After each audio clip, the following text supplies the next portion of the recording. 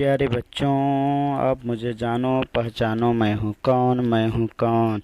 मैं आपके अंदर, पेड़ पौधों के अंदर, सभी सजीवों में पाया जाता हूँ। मेरा नाम है सेल। Cell cell.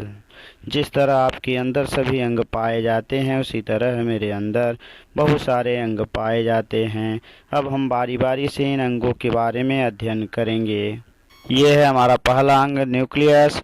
न्यूक्लियस में चारों तरफ जो झिल्ली पाई जाती है उसे हम न्यूक्लियर एनवेलप कहते हैं। इसमें बाहर वाले परत को हम आउटर मेम्ब्रेन, अंदर वाले को इनर मेम्ब्रेन, और इसमें जो छिद्र होता है उसे न्यूक्लियर पोर। धागे जैसी इसके अंदर जो संरचना पाई जाती है उसे क्रोमेटिन, और गोले वाले पार्ट को न्यूक्लियोलस, तथा इसमें जो द्रव पाया जाता है उसे हम न्यूक्लियोप्लाज्म कहते हैं। दूसरा जो ऑर्गेनल पाया जाता है वो एंडोप्लाज्मिक रेटिकुलम, जिसको हम शॉर्ट में ईआर कहते हैं। इसके दो पार्ट होते हैं, एक रफ ईआर और एक स्मूथ ईआर। जो रफ ईआर होता है उसमें राइबोसोम पाया जाता है, इसी कारण ये रफ होता है और यह हमारा प्रोटीन का निर्माण करता है।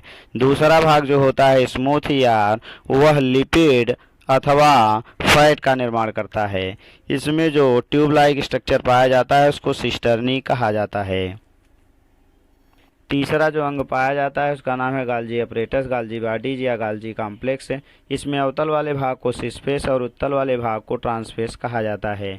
और इसमें जो बैग लाइक स्ट्रक्चर होता है इसको सिस्टर्नी, तथा अंदर जो द्रव भरा होता है उसको ल्यूमेन कहते हैं।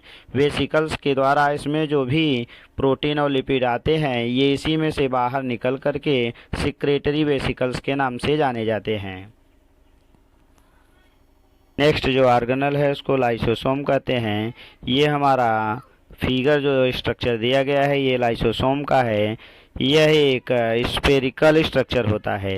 इसके बाहर जो झिल्ली पाई जाती है उसको हम मेम्ब्रेन कहते हैं, और ये काइटिन का बना होता है। और इसके अंदर जो द्रव भरा होता है वह डाइजेस्टिव एंजाइम या हाइड्रोलिटिक एंजाइम होता है। ये है माइटोकॉन्ड्रिया का स्ट्रक्चर। ये हमारा नेक्स्ट ऑर्गेनल है। इसमें जो बाहर झिल्ली पाई जाती है उसको आउटर मेम्ब्रेन, जो अंदर वाली झिल्ली है उसको इनर मेम्ब्रेन। दोनों झिल्लियों के बीच में जो स्थान होता है उसको हम इनर मेम्ब्रेन स्पेस कहते हैं। इसमें धागे जैसी जो संरचना होती है उसे डीएनए, तथा जो डाट बिंदु जैसा संरचना दिखाई दे रहा है वो है राइबोसोम। और इसकी आंतरिक दीवारों को हम क्रिस्टी कहते हैं, और इसका कार्य है ऊर्जा का निर्माण करना। नेक्स्ट ऑर्गेनल हमारा जो होता है वह है, ये देखिए वैक्यूल्स का, ये स्ट्रक्चर वैक्यूल्स का है, जिसमें जो बाहर की झिल्ली होती है वह टोनोप्लास्ट कहलाती है। और इसके अंदर मैक्सिमम मात्रा में, अधिकतम मात्रा में जल भरा होता है, और कुछ हमारे यानी कार्बनिक और अकार्बनिक यानी ऑर्गेनिक एंड इनऑर्गेनिक कंपाउंड होते हैं। और पौधों में यह मुख्य रूप से जल स्टोर करता है और पौधों को लंबे समय तक बचाता है। ये हमारा सेंट्रोसोम है। सेंट्रोसोम के दो बंडल होते हैं, प्रत्येक को सेंट्रियोल्स कहा जाता है। इसमें जो पाइप जैसी संरचना दिखाई दे रही है उसको हम माइक्रोट्यूब्यूल कहते हैं।